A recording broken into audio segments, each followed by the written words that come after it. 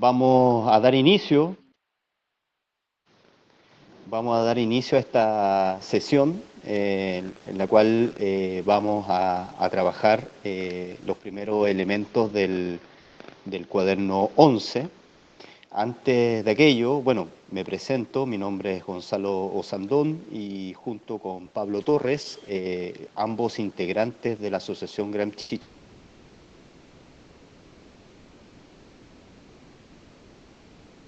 Chile, vamos a exponer el día de hoy. ¿Ok? Antes de aquello, quisiera hacer mención a un evento muy importante que está realizando, que más bien empieza el día de hoy y termina el 30 de mayo en la ciudad de La Habana, Cuba. Un encuentro bastante importante. Hoy se inaugura el cuarto taller escuela de estudios gramscianos, latinoamericanos y caribeños, organizado por la Red Latinoamericana y Caribeña de Estudios Gramscianos. Además también del 28 al 30 de mayo, en la misma ciudad de La Habana, se van a realizar el tercer coloquio internacional de estudios gramscianos, en los cuales participan investigadores de distintas partes del mundo. En esta ocasión, cabe destacar que vamos a contar con la presencia de expositoras provenientes de China, Perú, Bolivia, Colombia, Brasil, Chile, Argentina, Cuba, México. Así que no sé si se me escapa algún país, pero es un evento muy importante e histórico que se va a realizar empieza a realizarse en estos momentos. ¿Okay? Antes de aquello quería hacer mención a eso y ojalá que todo salga bien en dicha actividad. ¿Ok? Bueno, me parece que nos escuchamos bien, ¿no es cierto? Así que vamos a dar inicio entonces a esta presentación. Eh, en este caso nos toca presentar el cuaderno 11 y trabajar las primeras notas, las dos agrupaciones de notas bajo los conceptos de concepción de mundo, sentido común, buen sentido. ¿Okay? Antes de introducirnos de lleno en las notas que vamos a hacer referencia, quisiera un poco destacar cuáles son las características que tiene este cuaderno 11, que son bastante particulares. ¿Ya? Este cuaderno 11 fue escrito durante junio y julio de 1932. Es el segundo cuaderno que fue catalogado como especial por parte de Antonio Gramsci y se caracteriza por tener una fuerte estructura interna. ¿Okay? Lleva como título el cuaderno, si bien está en la parte superior de la nota 12, podríamos decir que el título de este cuaderno sería Aportes para una introducción e iniciación en el estudio de la filosofía y de la historia de la cultura. ¿Okay? Este es un cuaderno que está compuesto por 80 hojas, de las cuales fueron rellenadas 71 notas, 64 de ellas de tipo C y 7 solamente de tipo B. Como hacía mención, tiene una estructura bastante sólida internamente, la cual está compuesta por 6 secciones que fueron tituladas por el propio Antonio Gramsci. Ahora, la particularidad que sucede en los cuadernos especiales es que deja de lado, para completar estos cuadernos, la dinámica de la bipartición, es decir, agarrar el cuaderno escolar, dividirlo por la mitad y por lo tanto empezar en ambas partes al mismo tiempo. En esta ocasión, el cuaderno 11 se caracteriza porque fueron dejadas en blanco para una escritura a posteriori las primeras páginas de este cuaderno. ¿Okay? Entonces, el inicio, cronológicamente hablando, de este cuaderno parte con la advertencia que, que se plantea, que es la misma advertencia que ya nos hace en el cuaderno 4 en la nota 16. Aquí lo ocupa como una advertencia que llama la atención.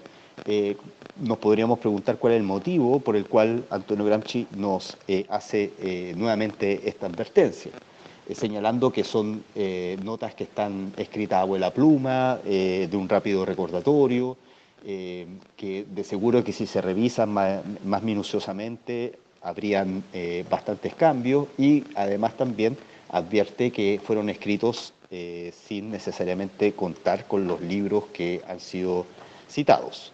¿Ok? Luego de esta advertencia, entonces, inicia la escritura de este cuaderno con la nota número 12, ya que desde la Asociación Gramsci Chile decimos que podríamos decir que es nuestro himno nacional en nuestra escuela filológica militante. Es bastante estudiada por varios años por nuestra asociación en nuestro seminario permanente de lectura de los cuadernos de la cárcel. Y luego sigue llevando a cabo las distintas secciones de los cuadernos, donde la última sección, la sexta, titulada como Apuntes Misceláneos, está compuesta por 21 notas, desde la nota 50 a la nota 70. Al finalizar la última nota, la 70, entonces comienza a escribir las 11 primeras notas del que aparecen en el cuaderno, pero que fueron las últimas en ser redactadas. Ahora bien, llama la atención la conexión que existen entre las últimas notas y las primeras notas. ¿Okay? Las últimas notas en Apuntes Misceláneos aborda distintos autores que luego van a ser nuevamente mencionados en las primeras 11 notas. ¿Okay? Bueno, quisiera comentarles también que este cuaderno, sobre todo las notas de tipo C, fueron extraídas de las notas de tipo A de los cuadernos 4, 7 y 8. ¿Okay? O podríamos decir de forma más bien cronológica, en cómo fueron utilizadas el cuaderno 8, 7 y 4. Cabe mencionar que estos tres cuadernos anteriores, que son considerados misceláneos, es donde desarrolla las tres secciones correspondientes a los apuntes de filosofía, ¿ya? Tanto en el 4, en el 7 y en el 8. Además también de destacar que el cuaderno 7 es el cuaderno donde inscribe también las traducciones que hizo Antonio Gramsci directamente desde el alemán sobre algunos de los textos de Carlos Marx, entre ellos la tesis sobre Feuerbach, que es, se va a notar en la escritura de estas notas la presencia de esos escritos traducidos por él a lo largo de las distintas secciones. ¿Okay? Es un cuaderno bastante estructurado y que tiene esta conexión interna.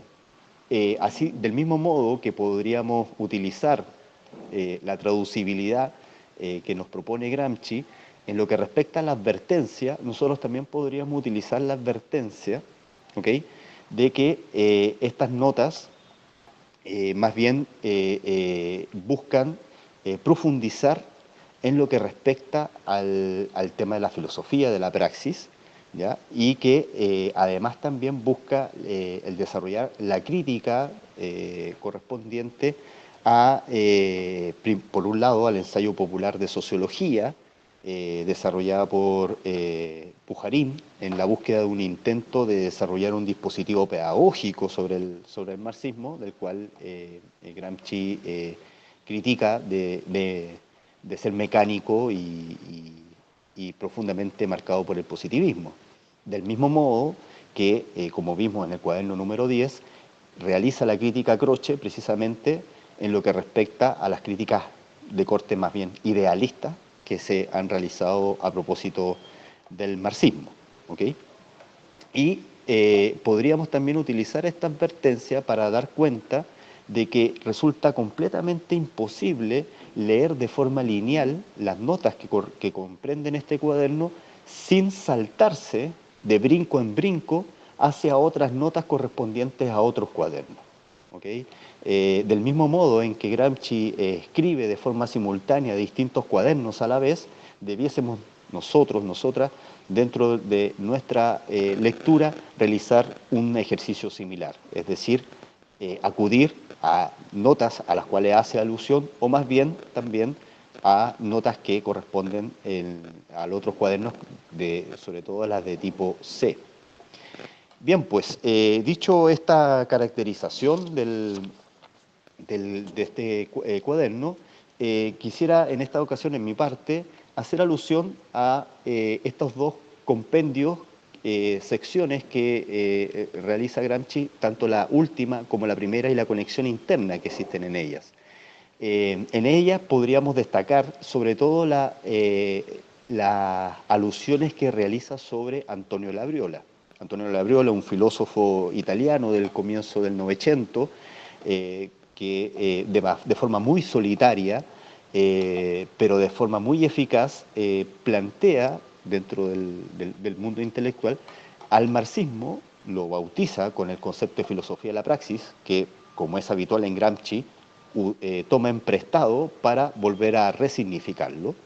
Y Labriola, como una forma también de denominar al marxismo, lo cataloga como filosofía de la praxis y da cuenta de que la filosofía de la praxis es autónoma e independiente, es decir, no requiere de satisfacerse de otras teorías para poder desarrollar su propio corpus teórico.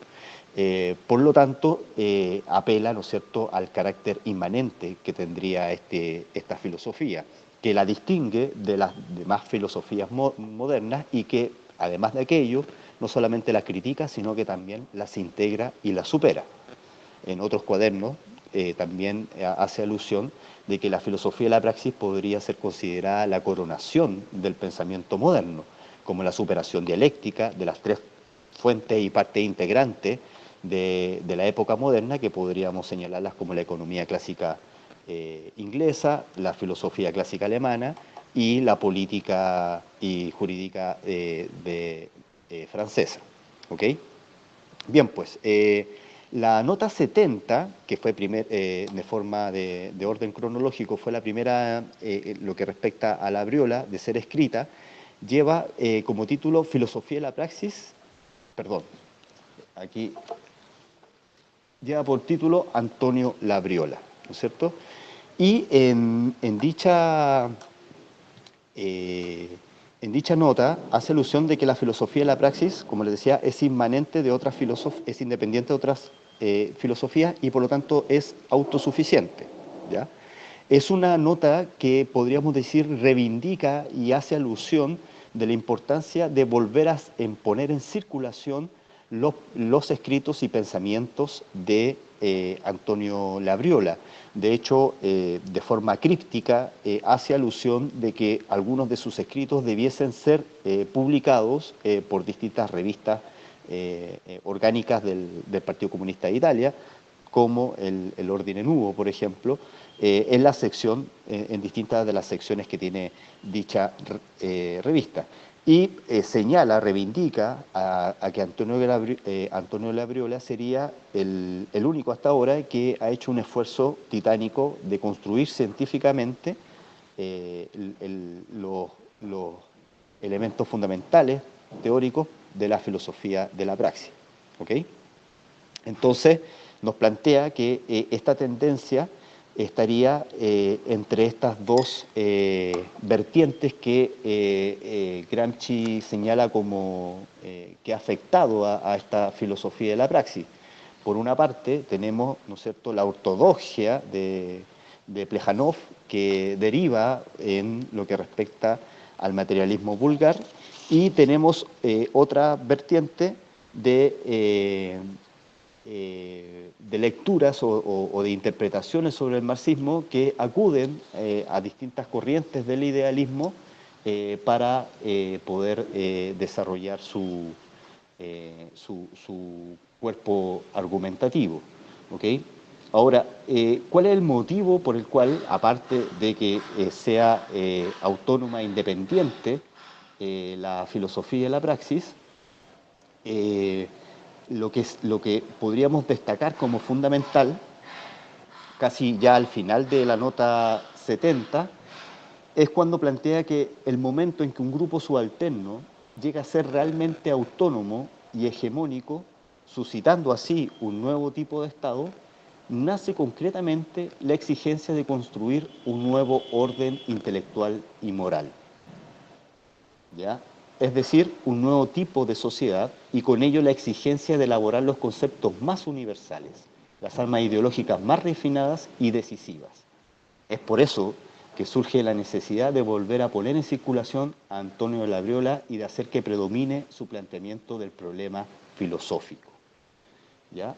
Es decir, acá lo que nos destaca entonces es que un grupo subalterno en su proceso de emancipación y por lo tanto en la etapa más avanzada, en la construcción de un nuevo tipo de Estado, efectivamente no basta solamente con una transformación en el ámbito de la producción o en el ámbito de la estructura, única y exclusivamente, sino que más bien esta transformación radical debiese estar acompañada de forma integral en una transformación total de la sociedad, lo que implica, por lo tanto, también abordar un nuevo orden en términos intelectuales y morales, en términos filosóficos, en términos de concepción de mundo y de la vida. ¿Okay? Podríamos acá entonces dar cuenta de cómo Gramsci destaca positivamente el aporte que hace Labriola en lo que respecta a los debates que ahora en adelante va a denominar como filosofía de la praxis. ¿Okay? Ahora bien, curiosamente, en la nota 1, que es escrita a continuación de la nota 70, que lleva como título Apuntes y referencias de carácter histórico crítico, también ocupa la rúbrica de Antonio Labriola. Entonces podríamos decir que tanto la nota 70 como la nota 1 es el verso y el reverso de una misma idea que está contenida ahí. ¿Okay?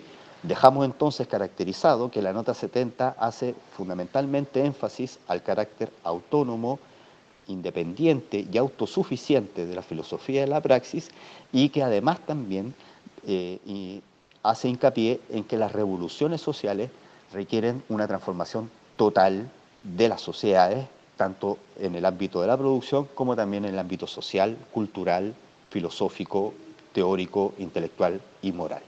¿Okay?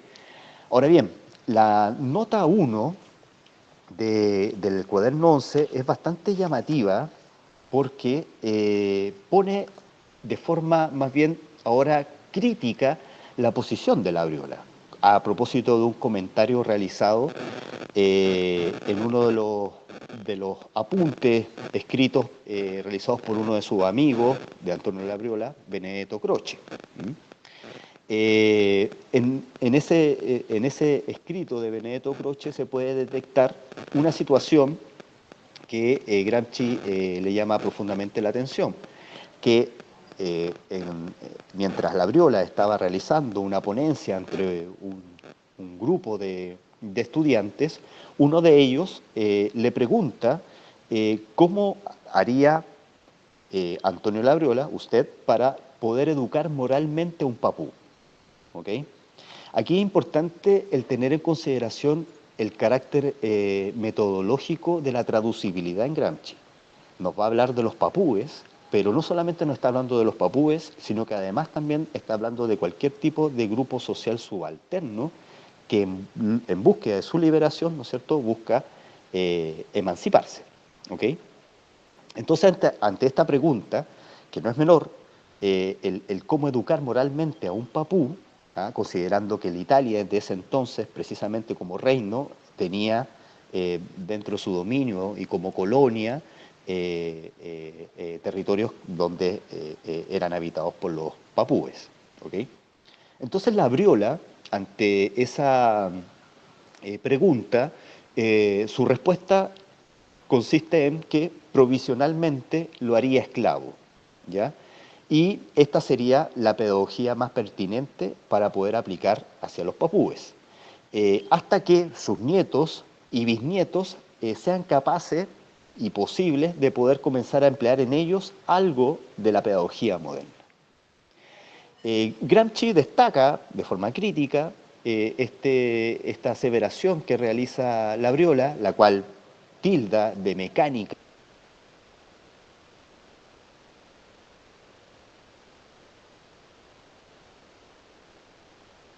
y retrógrada,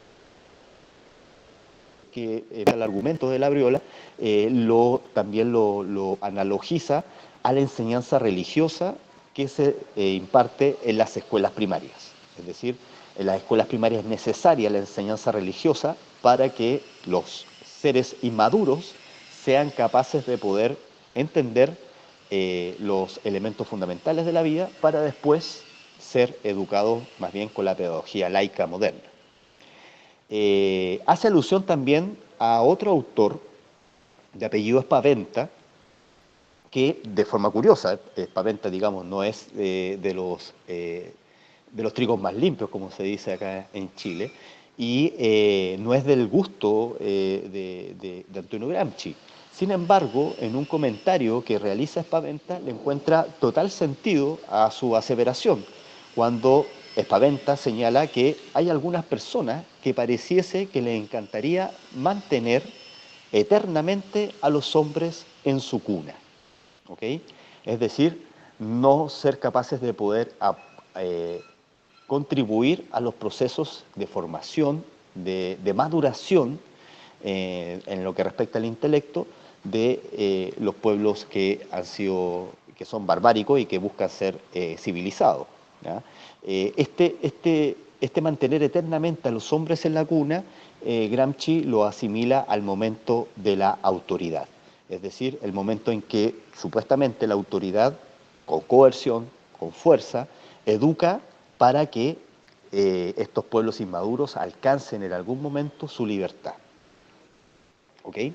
¿Cuál es entonces, ante esta crítica que principalmente está utilizando a Labriola y a Gentile para poder elaborarla, la respuesta de Gramsci, en este caso, que es una respuesta, digamos, en este conversatorio que él realiza de la nota, podríamos decir que es una posición más bien dialéctica y progresista.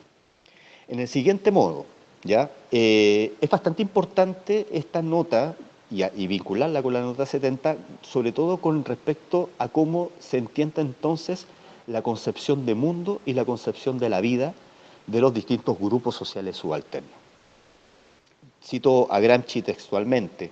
Él dice, si una nación o un grupo social que ha llegado a un grado superior de civilización no puede, entre paréntesis, ni por consiguiente debe, cierre paréntesis, acelerar, lo pone con comillas Gramsci, el proceso de educación de los pueblos y grupos sociales más atrasados, universalizando y traduciendo de forma adecuada su nueva experiencia. Es decir, lo que nos está planteando aquí Gramsci de que el proceso, ¿ya? De educación de un pueblo inmaduro no puede ser acelerado, ¿no es cierto?, por grupos o por pueblos que han alcanzado supuestamente un nivel mayor o superior en lo que respecta a la civilización.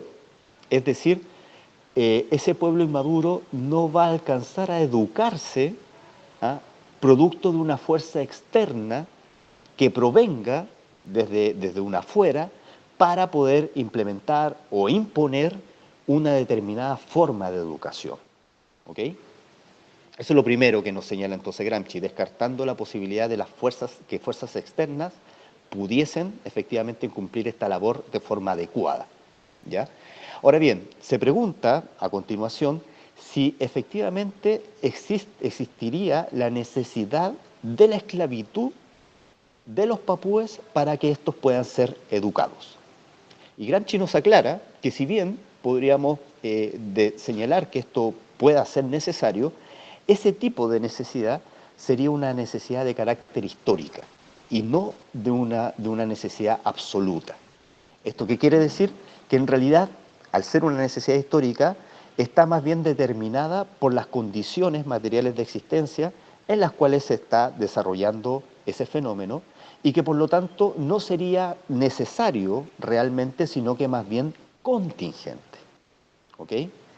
Y del mismo modo, lo que nos señala Gramsci es que lo que sería necesario, ¿ah?, en lo que respecta a la esclavitud de los papúes para educarlos, sería que se dé efectivamente una lucha al respecto.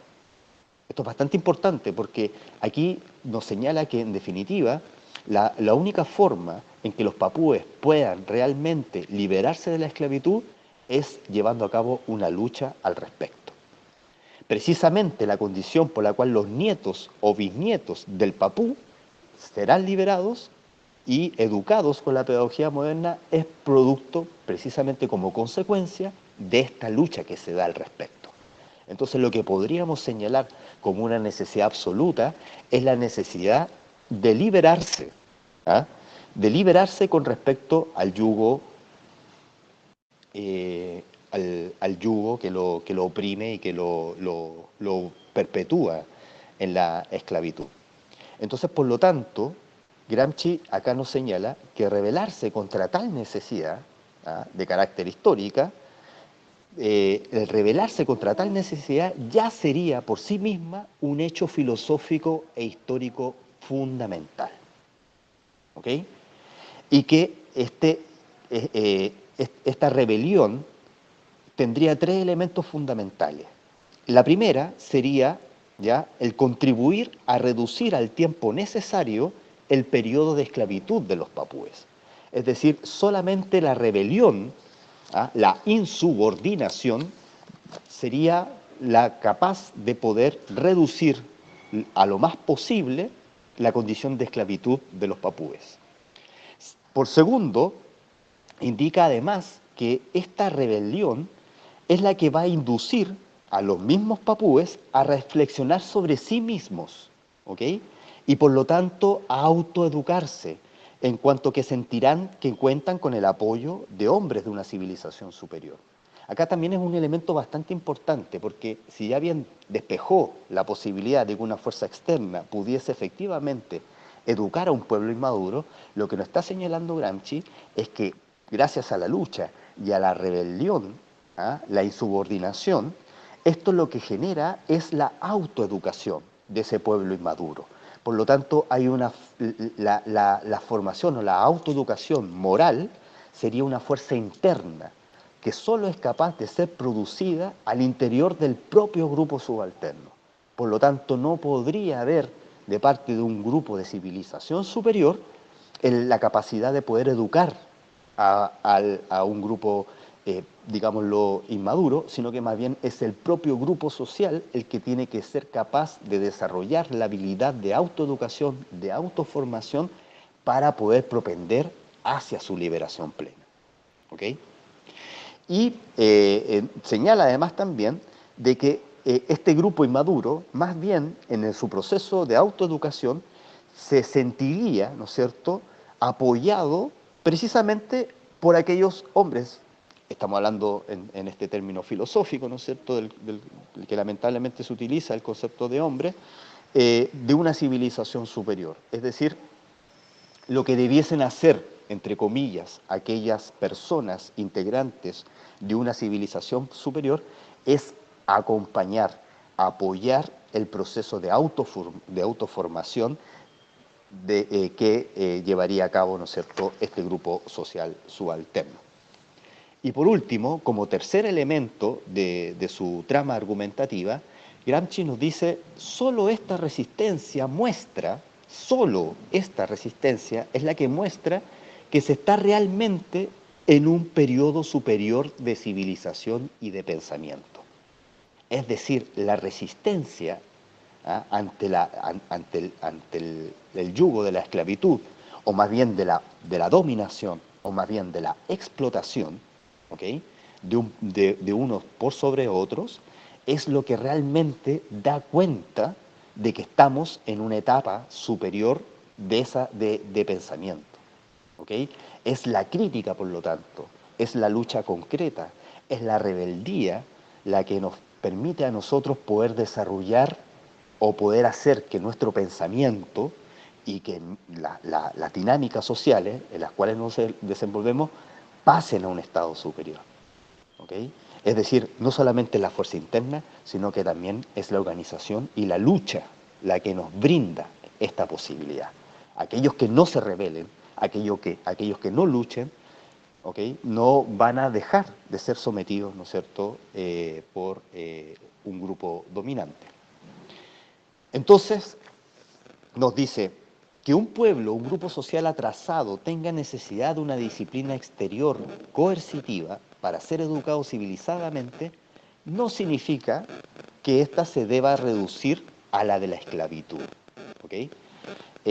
Aquí Gramsci nos plantea que esta disciplina exterior coercitiva, ya de la cual se se vanagloria la Briola al plantear que de esta forma podría educar moralmente a los papúes, ¿no es cierto?, no es necesaria, y además también que al interior de la propia sociedad moderna existen también una disciplina exterior coercitiva.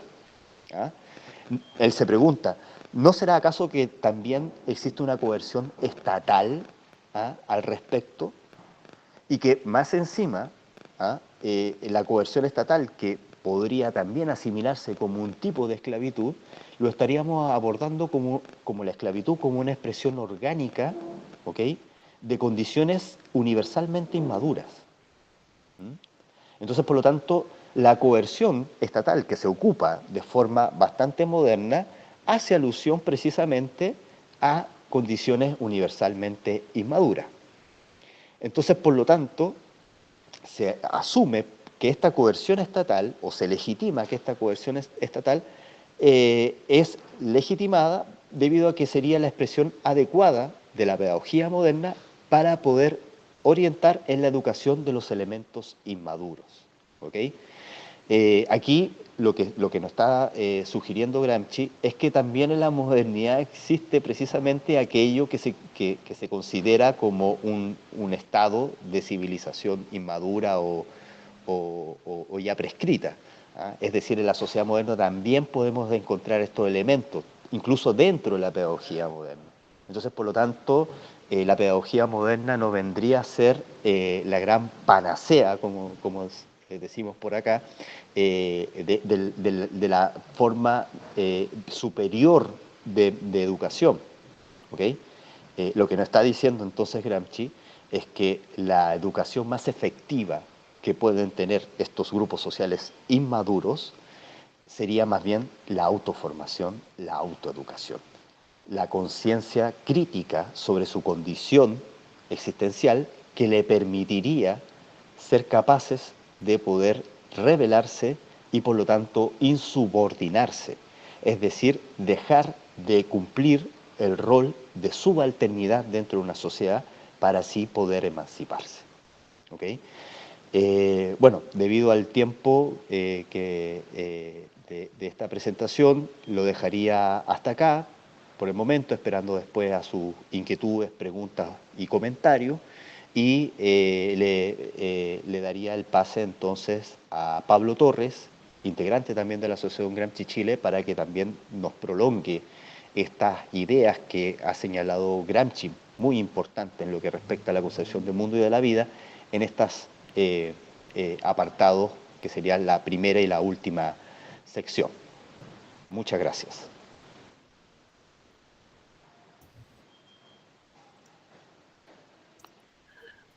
Hola, buenas tardes. ¿Se escucha bien, por casualidad?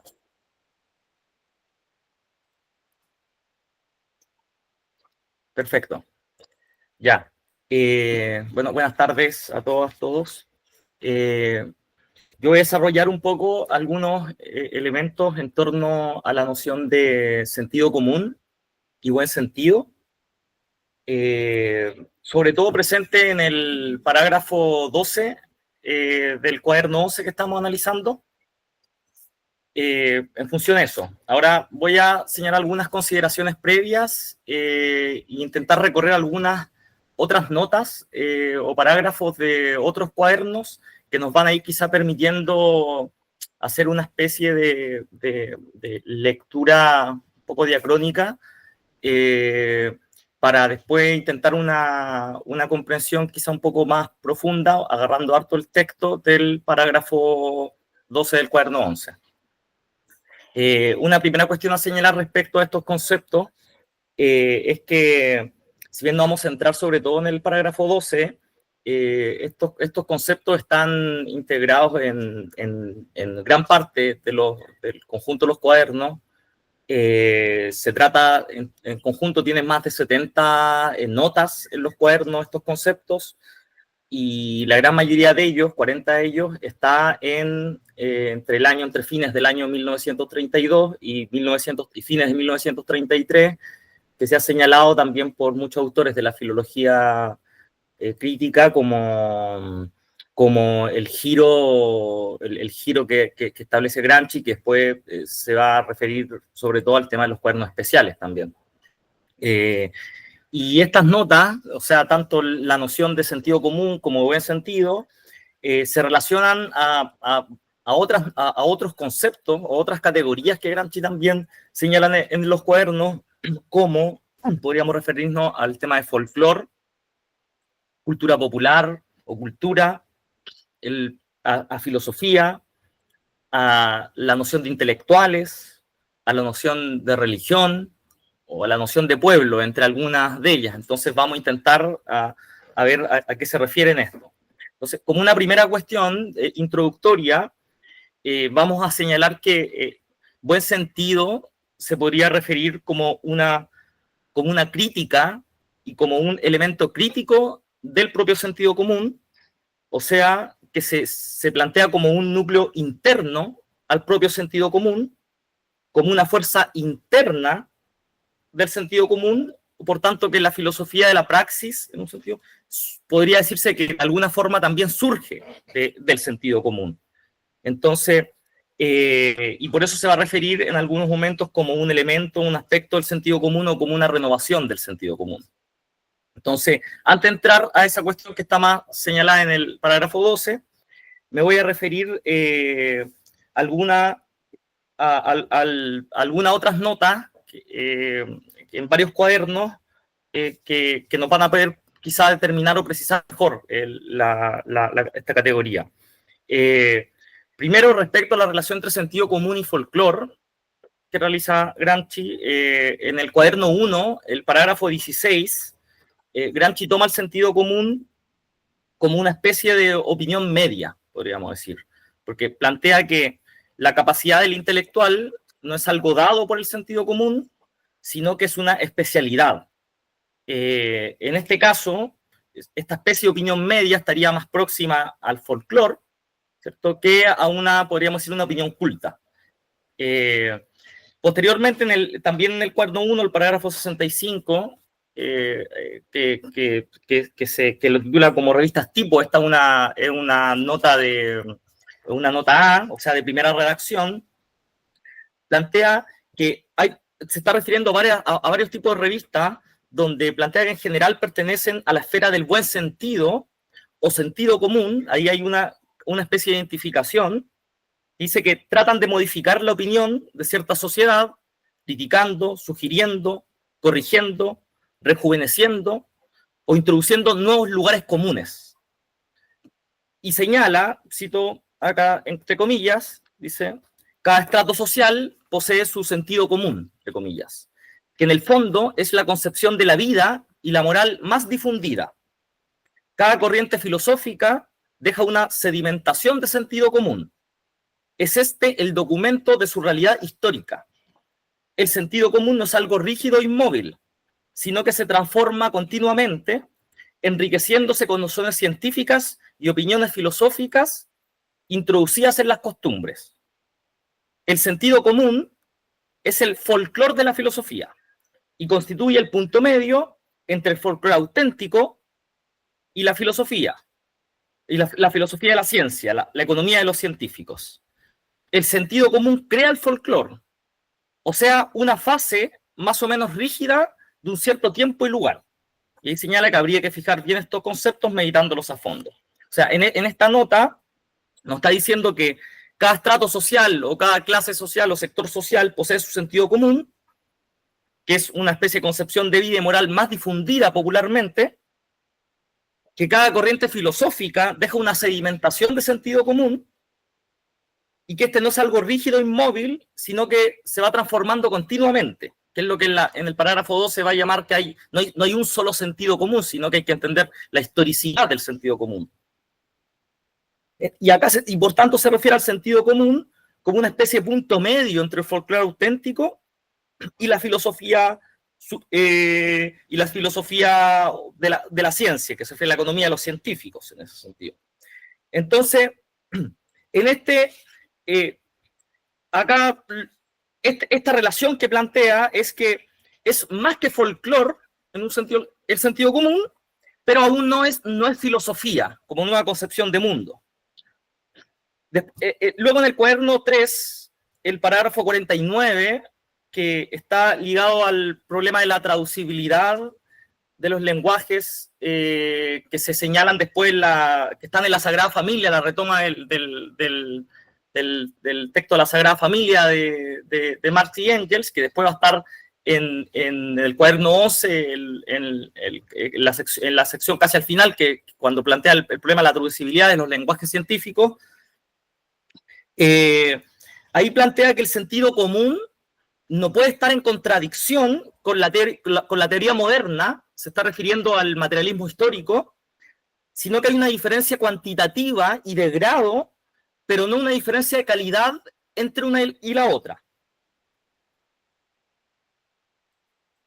Luego, una nota, la nota 42 del cuaderno 4, que es un texto de redacción B, o sea, redacción única, plantea que hay una certeza del sentido común que se origina en la religión. Y esto lo podríamos nosotros vincular al cuaderno 27, el parágrafo 1, que señala también que el sentido común con un conglomerado indigesto de fragmentos de todas las concepciones del mundo y de la vida que se han sucedido en la historia. También en el cuaderno 8, los parágrafos 8 y 10, que creo que son importantes porque igual están en parte contenidos en el parágrafo 12 del cuaderno 11, se refiere en el parágrafo 8 del cuaderno 8 se refiere a la filosofía de los no filósofos, el sentido común, en el sentido de una concepción del mundo absorbida acríticamente por diversos ambientes sociales en que se desarrolla la individualidad o la personalidad y la moral. Y por tanto, como concepción, esto lo hice en el parágrafo 10 del cuaderno 8, como concepción del mundo disgregada, incoherente, inconsecuente, conforme al carácter de las multitudes.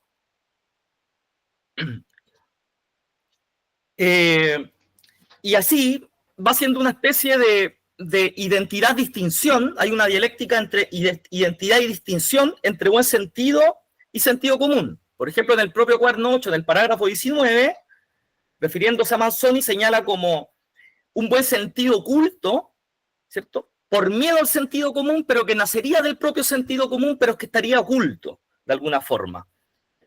Y también en el parágrafo 28 y en el 29 del cuaderno 8 también se refiere a un sentido común como una especie de un sentido momificador, que sea momificado, o sea objetivado en el tiempo una forma permanente, esta forma crítica y avirragada de una concepción de mundo más disgregada, podríamos decir. Bueno, y lo último del cuaderno 8, que me parece interesante, que es cuando plantea, el parágrafo 48 del cuaderno 8, cuando plantea la diferencia entre la filosofía y el sentido común. Entonces, si en un sentido plantea que la filosofía significa más especialmente una concepción de mundo con características individuales marcadas, el sentido común es la concepción del mundo difundida en una época histórica en la masa popular. Pero que el sentido es modificar el sentido común y crear un nuevo sentido común. Podríamos pensar en esta relación entre la historicidad de los sentidos comunes que se refiere al parágrafo 12 del cuaderno 11. Bueno, vamos a entrar ahora entonces al parágrafo 12 del cuaderno 11, que está titulado, ¿cierto?, como Apuntes para una introducción e iniciación al estudio de la filosofía y de la historia de la cultura, ¿cierto? Esta es una nota de carácter C, o sea, que toma varias referencias de segunda redacción, ¿cierto?, que toma varias referencias del cuaderno 8 y una del cuaderno 10 en particular.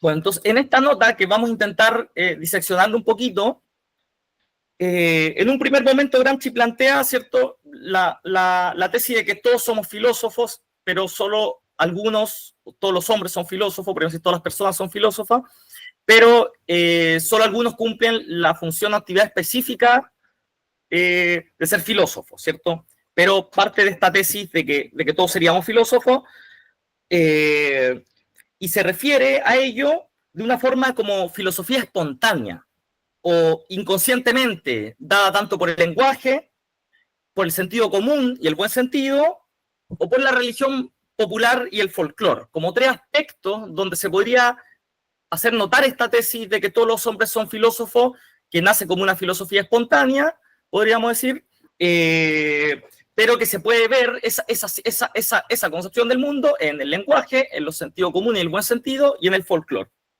En un segundo momento, plantea el problema de la conciencia crítica respecto a ello. Entonces se pregunta, ¿es preferible pensar en forma disgregada y ocasional?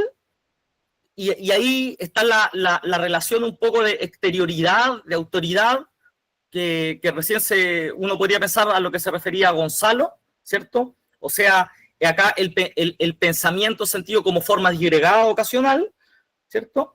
O hay que elaborar una concepción del mundo críticamente y por tanto interna, podríamos decir, inmanente al propio sentido común. Y ahí plantea, por tanto, algunas nociones respecto al sentido común. Señala que la religión es un elemento del sentido común. A la vez, lo que habíamos referido al parágrafo 46 de la nota 1, que es un producto histórico. O sea, que no solo podemos entender un sentido común, sino que hay sentidos comunes o hay una historicidad del sentido común según la época histórica determinada o las condiciones materiales de existencia en un momento dado, ¿cierto? En un tiempo y lugar situados que recrean ese sentido común. Dice, la filosofía podría asemejarse a un buen sentido. ¿Qué sería esto? Una crítica y una superación de la religión y el sentido común. O sea, ahí la filosofía, que se tiende a identificar en ese sentido, el buen sentido, aparece casi como contrario al sentido común, pero a la vez como superación, o sea, como una crítica. Y por tanto, también hay diversas filosofías, y se elige entre ellas. O sea, está planteando también el problema de la historicidad de la propia filosofía. Tenemos que ser conscientes que en esta relación Gramsci está pensando incluso también en la propia historicidad de la filosofía de la praxis, porque es una concepción de mundo que nace, ¿cierto?, como crítica a la propia sociedad capitalista, y en esa historicidad, Gramsci, que tiene el sentido de ir hacia, o de la búsqueda de una sociedad autorregulada, podríamos pensar esa sociedad autorregulada como esa sociedad comunista, plantea, por tanto, la propia extinción de la filosofía de la praxis en algún momento histórico, en el momento que se supere justamente, que se pueda superar la propia sociedad de clases, ¿cierto? Una sociedad donde hay una separación entre gobernantes y gobernados, y Gramsci, que eso está ya en el cuaderno 13, que Gramsci lo ve como un hecho histórico y como no un hecho natural, ¿sí? Entonces, ¿cuál sería la relación, por tanto, de este buen sentido que se nos aparece, ¿cierto?, como contrario a la religión o contrario al sentido común? Y acá Gramsci hace una pregunta que dice, ¿cuál es la idea que se hace el pueblo acerca de la filosofía? Y toma la frase extraída del lenguaje común, ¿cierto?, que es tomar las cosas con filosofía, comillas. Y que él lo ve sobre todo como una especie de llamado a reflexión y a no dejarse arrastrar por los impulsos instintivos y violentos. Y la plantea, por tanto, el buen sentido, y acá una relación con el sentido común de que surge internamente, o el buen sentido, en esta asimilación como filosofía, surge internamente el sentido común. Acá establece esta relación. Dice, como superación de las pasiones bestiales y elementales, en una concepción de la necesidad que da a la acción propia una dirección consciente. Y ahí plantea Gramsci que está el núcleo sano del sentido común. El buen sentido, por tanto, sería un núcleo sano del sentido común, que surge internamente a este, o sea, como un núcleo interno y por tanto no como una exterioridad del propio sentido común de las masas populares. El buen sentido tiene una fuerza interna y la propia filosofía de la praxis, en esta elevación hacia, o sea, de buen sentido a filosofía de la praxis, surge inmanentemente hacia el sentido común. Y por tanto, se puede pensar que no es un puro conjunto de disgregado de ideas y opiniones, y que se trata de desarrollar el buen sentido que se encuentra, o cuyo núcleo se encuentra en el sentido común, para desarrollarlo de forma unitaria y coherente como concepción de mundo. Esto lleva a la cuestión del problema de, podríamos decir, de la unidad del bloque social o del bloque, o de la unidad ideológica entre intelectuales y gente sencilla, el pueblo, ¿cierto? Y que es la misma relación que se puede pensar entre la teoría y la práctica. Para Gramsci, ¿qué creo que está pensando o qué se podría interpretar de que está desarrollando en este caso? De que el problema de los intelectuales se trata de cómo son orgánicamente ligadas a las masas populares. Esto, y por tanto, de intelectuales que deban hacer coherente, como una concepción unitaria, coherente, ¿cierto? No disgregada, no ocasional, de hacer coherente los problemas que las propias masas plantean con su actividad práctica. Y esta cuestión es importante porque se está refiriendo de que no hay una separación, ¿cierto? Entre o no debe haber una separación entre intelectuales y masa o pueblo, o clases o grupos subalternos, porque el rol para generar esos intelectuales de forma orgánica a las masas implica dar coherencia a los problemas que las propias masas plantean. Recién Gonzalo se refería al problema, la relación del problema de la lucha, de la rebelión, de la insubordinación en la historia de los grupos subalternos, ligado con el problema de autoeducación, para generar una filosofía o una concepción de mundo superadora que establezca nuevos sentidos comunes, ¿cierto? Por tanto, que tiendan a destruir los viejos sentidos comunes. Entonces lo liga, por tanto, que la tarea para producir esos intelectuales es la traducción, por tanto, de las luchas, de las propias luchas y procesos y organizaciones de las masas populares que luchan por salir de su estado de subalternidad y a la vez de adquirir conciencia, en un sentido, de la situación en la cual se encuentran. Que esto nos remite, algo que voy a desarrollar un poco después, que al prólogo de Marx de la contribución a la crítica de la economía política, en el sentido que para Gramsci se adquiere conciencia, en un sentido, en la ideología, en las formas superestructurales, es donde los sujetos adquieren conciencia de la situación en la cual se ubican, del conflicto, y en la cual, por tanto, plantean la posibilidad de resolución de los conflictos. Entonces, debe surgir internamente esta relación de unidad ideológica entre intelectuales y gente sencilla, o entre teoría y práctica. Uno, podríamos decir, como un trabajo de elaboración de un pensamiento superior al sentido común y científicamente coherente y unitario, pero segundo, y más importante aún, en el contacto con los simples, o con las almas simples, con el pueblo. Y señala que allí está la fuente de los problemas que estudiar y resolver. O sea, los problemas de estudiar y resolver para generar esa conciencia crítica, esa masa intelectual orgánico, no son externos al sentido común de las masas populares, no son externos a sus luchas, a sus procesos y a sus organizaciones, sino que la filosofía se vuelve histórica y se hace vida, señala Gramsci, en ese contacto. Solamente en ese contacto. Por tanto, el problema de los intelectuales no es un problema de cómo externamente se va a educar al pueblo.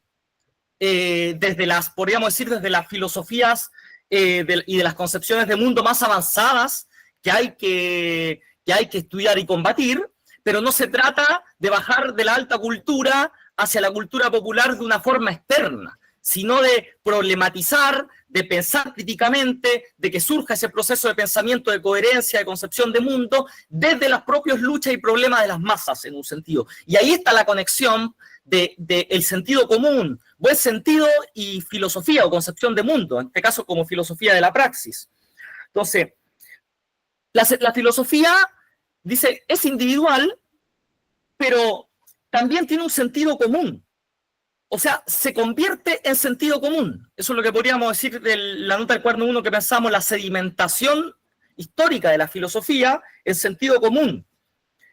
Y por tanto, la filosofía de la praxis se plantea así, como una crítica del sentido común, en sentido de innovación y de criticar lo existente, y también como crítica de la filosofía de los intelectuales, que en una parte de esta nota señala que son la vanguardia, comillas, la vanguardia señala del progreso del sentido común, porque el sentido común la filosofía se va sedimentando en sentido común. A veces Gramsci plantea que muchas veces ocurre desde los estratos, se hace sentido común en los estratos superiores de los intelectuales, y desde ahí se hace sentido común popular. Pero siempre el sentido común tiene ese aspecto de filosofía que se sedimenta históricamente. Entonces, el problema de la unidad intelectuales y pueblo, o gentes simples como se refiere, o de la unidad entre teoría y práctica, no es un hecho mecánico ni un problema mecánico, sino que es un problema de carácter político.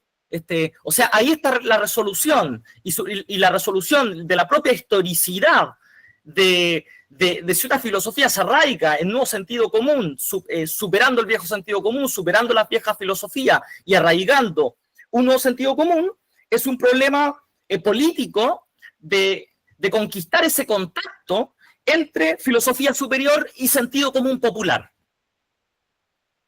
Y acá plantea una diferencia con la Iglesia Católica, porque la Iglesia Católica en todas las notas, si ustedes la pueden estudiar, está rondando la diferencia con la Iglesia Católica, porque señala que la Iglesia Católica es la que pudo generar un cierto equilibrio, sobre todo los jesuitas en un momento, un cierto equilibrio, ¿cierto?, entre intelectuales, entre alta cultura y entre las masas populares, plantea. Ahora, ¿cuál es la diferencia? Una diferencia cualitativa con la Iglesia Católica que había logrado este equilibrio es que ellos disciplinaban a los intelectuales para, por decir así, no separarse de un modo que llega a la escisión, como la Revolución Francesa que plantea, que no se llegaran a separar de un modo tal, entonces estaba la coerción disciplinatoria sobre una masa de intelectuales. Pero dice que la Iglesia Católica lo que busca es mantener a los simples, o sea, al pueblo, en la filosofía primitiva del sentido común. O sea, de esos conjuntos de aspectos dispersos, desgarrados, acríticos y no coherentes, ¿cierto? Y la filosofía de la praxis, en cambio, se propone buscar llevar a los simples, o sea, al pueblo, a una concepción superior de la vida. Y por tanto, eso requiere de ese contacto estrecho donde los intelectuales surjan de la propia masa popular, de sus luchas, de su proceso, de sus organizaciones, de sus derrotas, de sus victorias, y que desde ahí vayan modelando, podríamos decir, una concepción del mundo coherente que le respalda su propia situación social. Entonces, el problema se trata de un bloque que haga progresar intelectualmente a las masas. ¿Por qué? Porque, como decíamos, esa unidad es un problema de carácter político, o sea, es un problema de hegemonía. Es un problema de hegemonía y que no es un problema solamente político, sino incluso más, representa el concepto de hegemonía en este caso, también un progreso de carácter filosófico, porque la unidad intelectual y ética, esta relación entre intelectuales y masa y pueblo, ha superado el sentido común y se ha transformado, por tanto, en crítica. Desde la propia conexión, el contacto estrecho con los problemas de las masas populares. No, iba a agarrar un poco el problema de estructura y superestructura, pero no me va a dar mucho el tiempo, sino que me refiero a lo último, para ir cerrando. Gramsci, por tanto, plantea desde esta cuestión, el problema del mecanicismo, o del determinismo, o del fatalismo, podríamos decir, que él empieza a ver, o residuos mecanicistas o deterministas que hay en la filosofía de la praxis. Y se refiere a esta noción que va a estar desarrollada en la sección que viene posterior a esta nota, que es los parágrafos del 13 al 35, que es las críticas al ensayo popular de Bukharin, y por tanto a todos los elementos o residuos de mecanicismo, determinismo que él empieza a ver en la ideología oficial de la Unión Soviética. En ese momento estaba Bukharin, bueno, con el ensayo popular, que se había escrito antes, pero acá retoma la crítica, pero es una crítica, podríamos ir al dogmatismo y al mecanicismo y a los residuos deterministas que hay justamente en la ideología oficial de la Unión Soviética. Y aquí, y él termina con esta cuestión, yo creo que porque introduce de alguna forma, después acá por la positiva y después más por la negativa, va a abrir paso a lo que serán los parágrafos posteriores de la crítica al ensayo. Bueno, y aquí se refiere al problema de que la autoconciencia crítica, que implica el problema de formar intelectuales orgánicos, desde aquí el problema justamente de cómo se adquiere una nueva concepción de mundo, ¿cierto? Es el problema de la organización. O sea, fíjense que está refiriendo a los intelectuales como dirigentes y organizadores de las clases subalternas, justamente porque está buscando este contacto estrecho para que internamente surja la fuerza vital, el núcleo duro del sentido común, para que surja justamente la conexión con las masas populares para elevarlo a filosofía de la praxis, a nueva concepción del mundo. Y plantea que este es un proceso muy largo y muy complejo, que es un proceso histórico que en muchos momentos tiene, como es un problema que se tiene que resolver históricamente, o sea, políticamente, esto en muchos momentos, esta relación de equilibrio o de unidad entre intelectuales y masas, tiene rupturas. En muchos momentos de la historia de las clases subalternas, esa relación tiene rupturas. Y por tanto, en esas rupturas, ¿cierto?, hace que se aparezca la teoría como complemento de la práctica, en el sentido que se tiende a separar esa unidad. Y se tiende a pensar, por tanto, de que en esa separación, que uno podría pensar en las derrotas, los reflujos de procesos de masa, etcétera, que esa separación se pone el acento en el elemento práctico, dice, pero justamente está reflejando esa especie de divorcio, que son procesos históricos y políticos, esa especie de divorcio, pero con la cual Gramsci está planteando una concepción del contacto estrecho para elevar el sentido común a buen sentido y a filosofía de la praxis. Entonces, en las masas, plantea que a veces es ingenuo ese sentido común, porque corresponde a una especie casi de fe, y ahí se refiere al convencimiento fulgurante que da alguna doctrina, alguna figura, algún intelectual, etc. Pero cuando estamos hablando de la filosofía de la praxis, Gramsci, ¿a qué lo asemeja? A un narcótico, a una especie de placebo que te hace eludir la realidad y por tanto no confrontarla realistamente, como debe ser el análisis político. Entonces, él lo que quiere hacer es combatir los residuos de mecanicismo que él empieza a ver en la filosofía de la praxis, porque actúan como un narcótico de las masas populares y no como la elevación. Y por tanto, ¿cómo se difunden las nuevas concepciones de mundo en las masas populares? ¿Qué es lo que está pensando?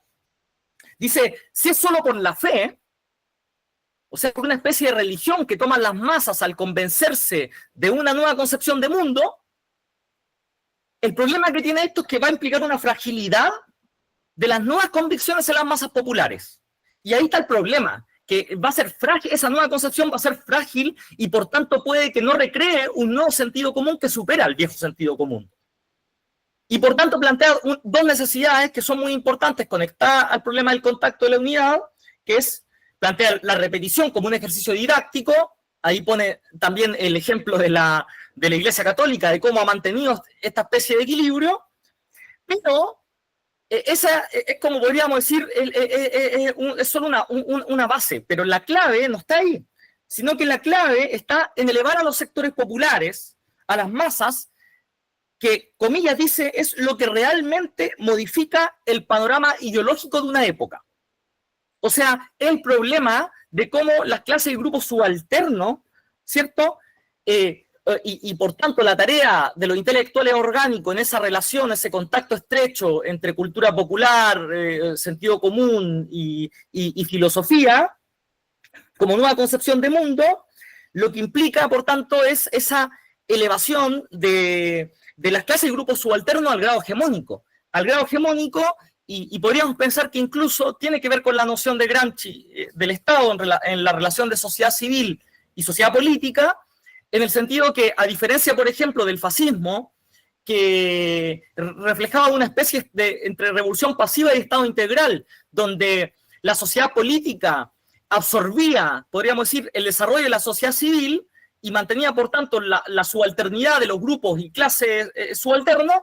Gramsci está pensando en la sociedad autorregulada, en un sentido, es como es el autodesarrollo o la autoorganización de la sociedad civil, que implica la autoconciencia crítica, la autoeducación, etcétera, de que absorban en última instancia la sociedad política. Gramsci, creo yo, que se encuentra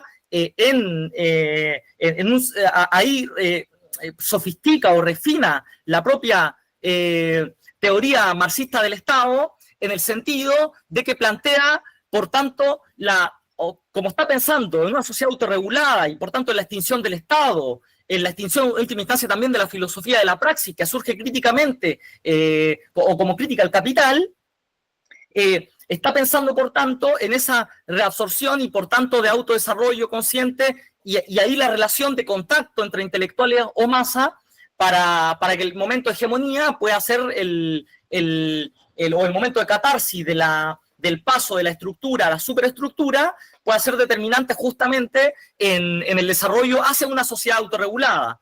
Termino con esto. Yo creo que se podría pensar esta relación cuando Marx, en el 18 Brumario Bonaparte, señala que la diferencia de las revoluciones proletarias, las revoluciones burguesas y toda la antigüedad, es que se trata no solo de un hecho histórico, sino que debe hacerse en nombre de la conciencia, en un sentido. O sea, se trata de la elevación de las masas populares, de la clase obrera, los grupos subalternos, etcétera, en su propia autoelevación y autoorganización y autodesarrollo que culmine en una sociedad autorregulada. Bueno, eso lo dejo hasta aquí por ahora. Muchas gracias. Muchas gracias, Pablo, por la presentación. Hemos abordado bastantes tópicos, a pesar de que solamente hemos hecho alusión a unas cuantas notas de este cuaderno. O sea, y bien como señaló, ¿no es cierto, Pablo? Hay vínculos estrechos entre este cuaderno y las notas de este cuaderno con también otras notas de otros cuadernos. Entonces, ese ejercicio que hizo Pablo de acudir a distintas notas es un ejercicio de lectura que debiésemos aplicar en nuestra disciplina como lectores para poder también ir profundizando cada vez más, ¿no es cierto?, en estos conceptos que nos señala Gramsci, que son bastante polisémicos y que por lo tanto en relación y en vínculo con otros conceptos u hechos históricos van adquiriendo significados distintos. Bueno, tengo entendido que dado estas dos presentaciones estaríamos, ¿no es cierto?, en condiciones para poder llevar a cabo preguntas, comentarios, intervenciones que ustedes tengan a propósito de lo que se ha señalado el día de hoy. Así que dejamos disponible el micrófono para quien quiera hacer uso de él. Vamos a ver. José María Triches dice, muito bom, ouvi-los, no consigo ligar micrófono, ok. Más gustaría desarrollar una pregunta. Si podemos comentar con nosotros a partir de Gramsci los límites y posibilidades de una escuela en proceso de formación humana, de mantención de hegemonía y principalmente la dirección de la filosofía de la praxis. Pablo, no sé si tú puedes ver el mensaje del chat, ¿sí?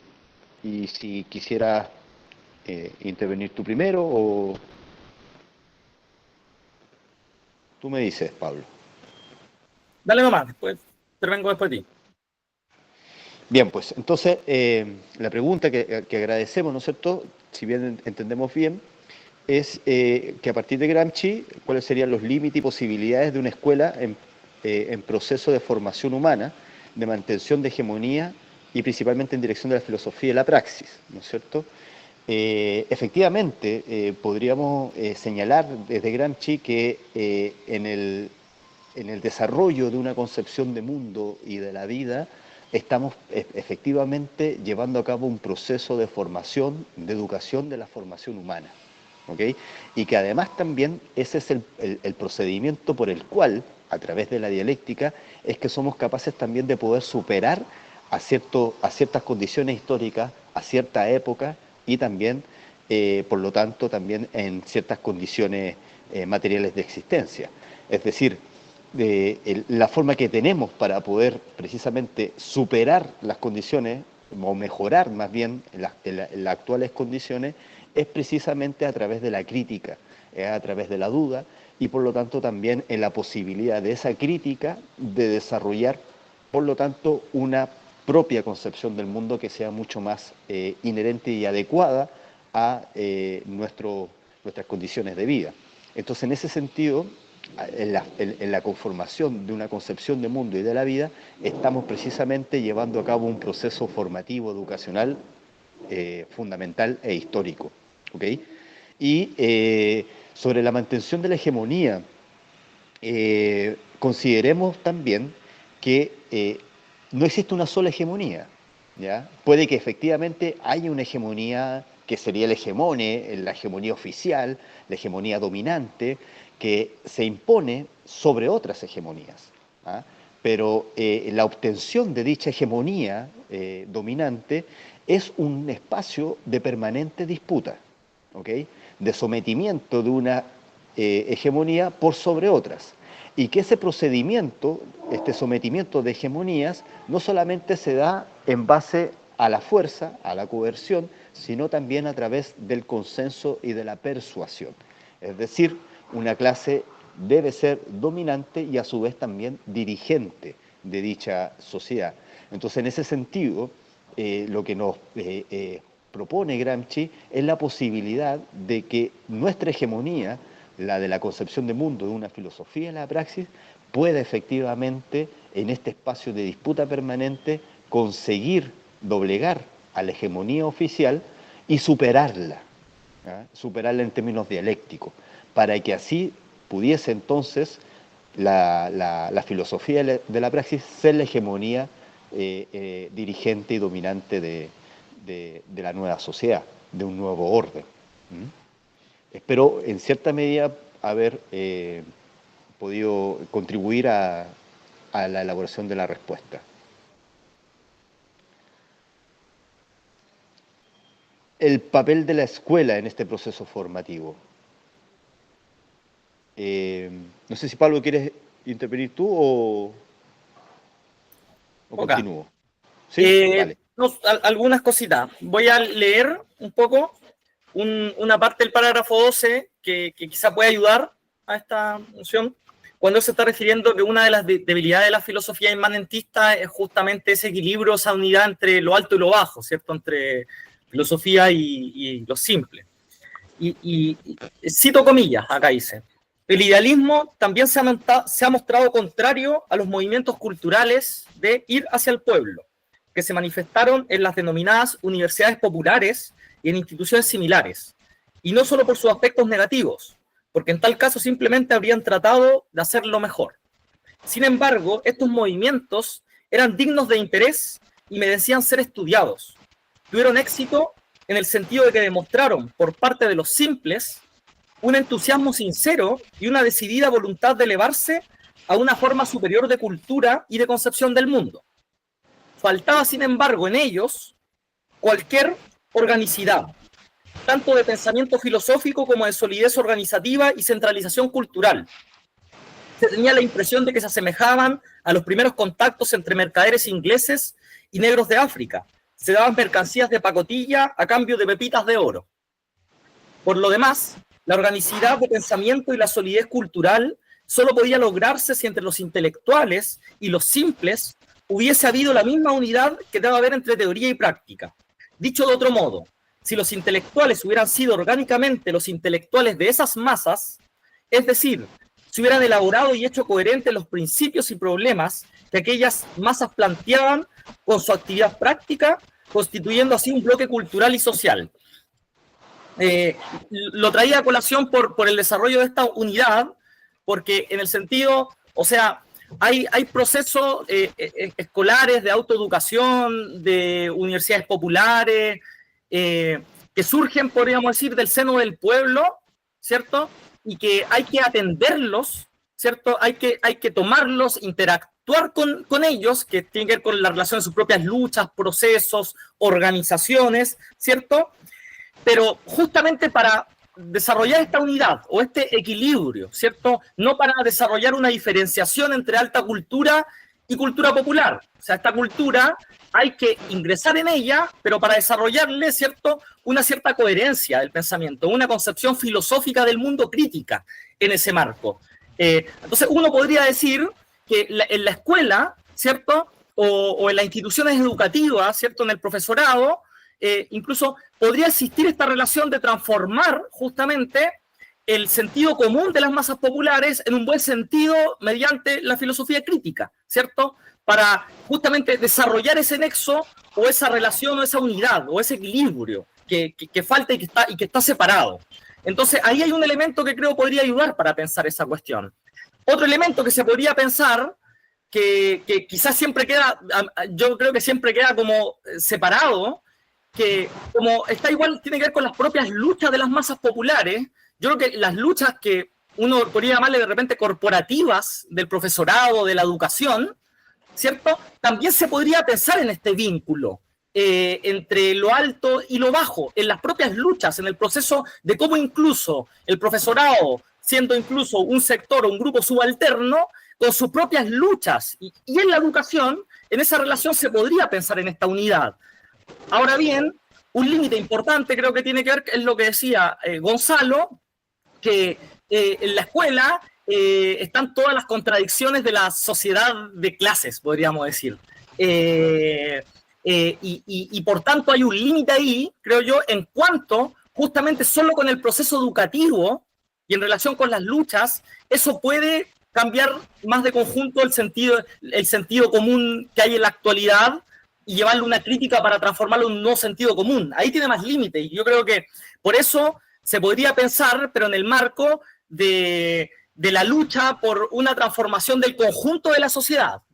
Yo creo que particularmente Gramsci está pensando en la superación del capitalismo, no quedarse en la modernidad del capitalismo. Y por tanto, como está pensando en esa superación, creo que es inseparable esa relación con la crítica a la sociedad capitalista, a las formas de trabajo, a las formas de explotación, a las formas de opresión que se desarrollan. Y ahí está el problema, termino con esto, con lo que decía Gonzalo, de entender la hegemonía, por tanto, como una disputa, como una lucha política, donde puede realizarse esa unidad, que tendrá que demostrarse en el proceso histórico y político de que se desarrolle.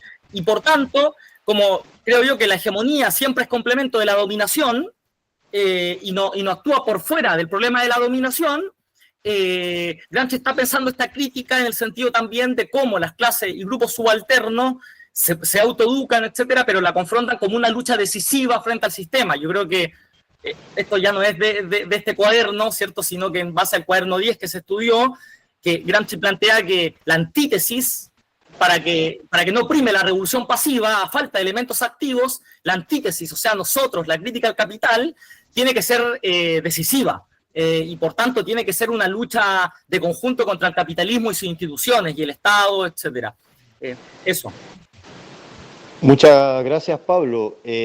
A continuación, Rodrigo Macaláes, muy en la sintonía de la pregunta anterior, plantea cómo la educación escolar puede actuar como instrumento de superación del sentido común y de construcción de un buen sentido crítico, a la luz de la concepción gramsciana de mundo y del papel de los intelectuales orgánicos en la formación de una nueva hegemonía cultural. Bueno, sabemos que la educación escolar es la instancia por excelencia de reproducción de las clases, de la sociedad de clases sociales. ¿Ah? Tenemos una educación escolar para ricos y una educación escolar para pobres. ¿Ah? Una educación que produce clases dominantes y una educación que produce clases subalternas. ¿Okay? Pero también el espacio de la educación escolar es un espacio permanente de disputa. ¿Okay? Donde efectivamente existe la posibilidad de que se pueda subvertir esta instancia como instrumento de superación del sentido común. ¿Okay? El mejor ejemplo de ello es Paulo Freire. ¿Ah? No olvidemos que Paulo Freire fue un destacado gramsciano, un lector asiduo de Gramsci y que precisamente nutrió su apuesta y su planteamiento con respecto a la educación popular. Es decir, de qué forma la educación popular también comienza a jugarle la disputa de ese espacio que tiene la educación escolar.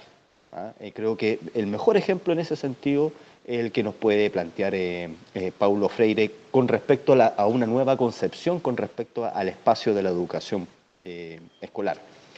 Y además también, muy en la sintonía que nos señala Pablo, quisiera hacer alusión al ejemplo histórico que hemos tenido en el caso chileno, donde los estudiantes secundarios, los estudiantes escolares, han llevado a cabo luchas bastante significativas e importantes en momentos muy potentes de nuestra historia y que han sido capaces también de poder avanzar en la lucha de derechos y en una mejor conciencia crítica de su condición como parte del proletariado y de los pueblos que habitan Chile. ¿Ah? No estoy haciendo alusión, por si acaso, a esta generación universitaria de estudiantes que en estos momentos está gobernando nuestro país y que son el fiel reflejo de una revolución pasiva en curso, sino que me refiero al estudiante secundariado que ha sido capaz, a través de la lucha y de la rebeldía, de movilizarse en las principales calles y avenidas de nuestro país, exigiendo y demandando una mejor educación de gratuidad y de calidad, que si bien en nuestro Chile actual estamos todavía en desafío para poder conquistar aquel derecho, se ha avanzado sustantivamente gracias precisamente a la movilización, a la lucha y a la resistencia que este estudiantado ha llevado a cabo. ¿Okay? Es decir, dentro de la misma educación escolar tenemos que también instalar esos procesos de lucha.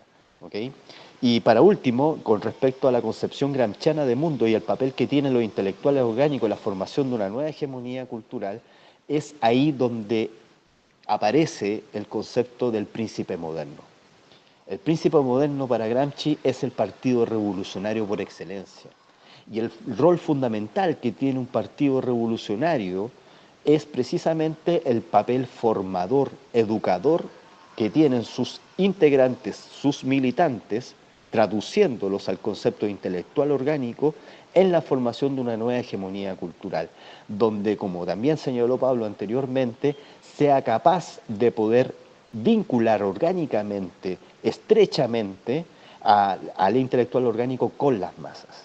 Ese es el rol fundamental que tiene el Partido Revolucionario, es decir, el Partido Revolucionario forma, educa en el desarrollo de una nueva hegemonía cultural. Y no solamente forma y educa en correspondencia con sus demás militantes, sino que también hacia afuera, es decir, aquellas personas que no son militantes, pero que a su vez también son parte de los distintos pueblos que habitan un territorio. ¿Okay? De los grupos sociales subalternos. Es decir, los grupos sociales subalternos se ven nutridos del desarrollo de esta nueva hegemonía cultural precisamente gracias a que ha sido capaz política y culturalmente de desarrollarse una nueva concepción de mundo y de la vida. Esperamos, José María Triches y Rodrigo Magaláes, haber respondido y satisfecho con respecto a su intervención. Yo solamente una cosita, yo, Gonzalo. Adelante, Pablo. Sí, dale. Algo para complementar en torno a lo de Rodrigo. Yo creo que yo suscribo lo que decía Gonzalo recién. Sí creo que hay que ponerle un límite a la noción de hegemonía cultural. ¿Por qué? Porque la cultura está dentro de sistemas, digo, de sentidos comunes, sedimentados históricamente también. Entonces, es complicado o es complejo el problema de la hegemonía cultural por fuera cuando, podríamos decir, como de forma externa a toda la dominación del capital. De hecho, creo que ustedes revisaron el cuaderno 10, no sé si pudieron revisar bien las críticas que hace respecto a la economía política clásica. Por ejemplo, Ricardo, Adam Smith, sobre todo la filosofía de Ricardo, ¿cierto? Que toma aspectos para traducir la filosofía de la praxis también de ahí, pero él ahí también siempre está criticando también las nociones de mercado determinado o de un cierto homos economicus que crea el capital también con la ley del valor que está rigiendo. Entonces, de repente se piensa el problema de la hegemonía cultural con esto que se debe ser hegemónico antes de llegar al poder, ¿cierto? Pero como una forma, como que fuera dentro de la sociedad capitalista, como que se podría realizar una hegemonía alternativa solamente dentro de la sociedad capitalista y no del enfrentamiento en la lucha de clases. Y ahí está el problema porque está el tránsito, creo yo, o sea, esto que decía Gonzalo del príncipe moderno, que Gramsci lo vincula mucho al concepto de gran política, o sea, no la pequeña política parlamentaria, sino que la gran política en torno de creación y destrucción de relaciones de fuerza, creación y destrucción de nuevos estados. Gramsci yo creo que se está pensando mucho en eso, entonces está pensando en las condiciones de una hegemonía donde la cultura entra en esas relaciones de fuerza, ¿cierto? Pero no se refiere a una cultura separada de la economía, separada de la política, como se tiende a ver a veces, como un proceso solamente de la conciencia y desligado de la transformación del conjunto de las condiciones materiales de existencia. Eso solamente. Muchas gracias, Pablo. ¿Algún otro comentario, intervención, consulta? ¿Es posible, Willon, que puedas activar tu micrófono para poder explicar este mensaje que envías? Seria genial. Olá, pessoal. Boa noite. Espero que me entendam falando em português. Então, com relação ao Paulo Freire e sua relação com o Gramsci, há uma influência inquestionável em relação a esse mesmo, tendo, inclusive, o próprio Paulo Freire assumido em diversas ocasiões que ele se colocava na linha do pensamento gramsciano, né? Contudo, pensando ali todo o processo histórico e as oscilações que ocorreram no pensamento do Paulo Freire no decorrer da sua trajetória, a gente observa uma marca presente em Paulo Freire, até mesmo nos seus momentos de maior aproximação do pensamento gramsciano e marxista latino-americano, que é o debate relacionado ao cristianismo e à teologia da libertação, né? Então, enquanto o Paulo Freire, e é o que eu venho defendendo nos meus estudos atualmente, né, que há, sim, pontos gigantescos de confluência entre eles, mas que há limites no sentido de que o Gramsci vem na sua trajetória colocando a filosofia da praxis enquanto uma filosofia unitária, autônoma e independente, né? Enquanto uma concepção de mundo, portanto, na sua ortodoxia, ali que ele diz nos cadernos, em caminho contrário, o Paulo Freire vai fazer uma trajetória política, educativa, intelectual, marcada contrariamente pelo ecletismo.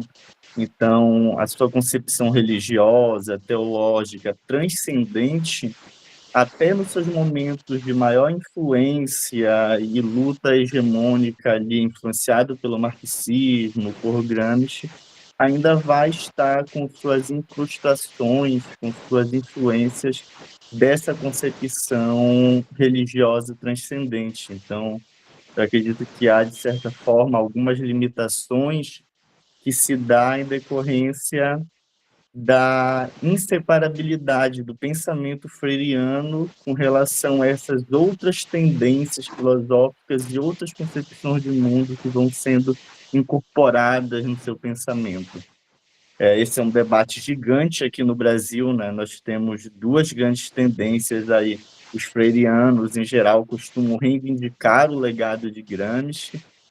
A pedagogia histórico-crítica aqui também costuma reivindicar esse legado e diz que o Freire se distancia desse legado de Gramsci. Então, são duas grandes tendências aí dentro desse pensamento que, de fato, Saviani que o diga, exatamente, que dá um debate bem acalorado. Muchas gracias, Willon. Sí, efectivamente, hay diferencias, discrepancias, distancias, pero sin duda el corazón o el espíritu de los postulados de Freire están orgánicamente, por decirlo en terminología gramsciana, vinculados con los planteamientos de los cuernos de la cárcel. Es evidente en ese sentido. Ahora, también es evidente la influencia que tuvo Antonio Gramsci en varios intelectuales de la teología de la liberación. ¿Ah? Si nosotros podemos revisar otros pasajes, otros cuadernos escolares de la cárcel de Antonio Gramsci, nos vamos a encontrar también efectivamente con notas dedicadas exclusivamente al sistema escolar, al sistema educacional, tanto en el caso universitario como también en el caso de los otros niveles educativos. ¿Okay? Y lo bastante interesante es que la influencia que tiene Gramsci en estos coincide el hecho de, estamos hablando por ejemplo de teología de la liberación, ¿ah? Estamos hablando de una educación popular para liberar, ¿no es cierto?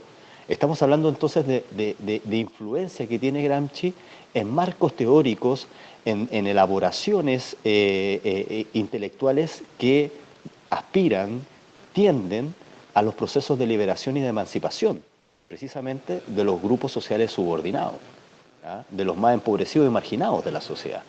Entonces, no es menor que este tipo si bien hay distancias, hay discrepancias, diferencias, y hay también originalidades por parte de los distintos autores, vale destacar que Gramsci es un marco teórico fundamental para quienes quisiesen cuestionarse o proponerse los procesos de lucha desde los sectores populares en búsqueda de su emancipación y su liberación plena. Eso es algo que transversaliza a la teología de la liberación y también a los postulados de Paulo Freire. ¿Okay? Muchas gracias por la intervención y en el chat, a ver, voy a ver.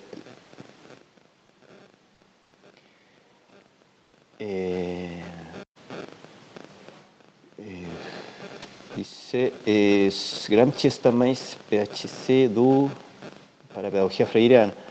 Entiendo la aproximación y distinciones, más aparece una aproximación en lo personal, claro. Me refiero a Paulo Gramsci. Y sobre este debate hay dos libros muy interesantes, ambos de campo de educación de adultos y la composición. Uno es sobre el doctorado de Peter Mayo y otro la tesis de Diana Coben. Bastante buenos los aportes que nos señala Willon, ¿no es cierto?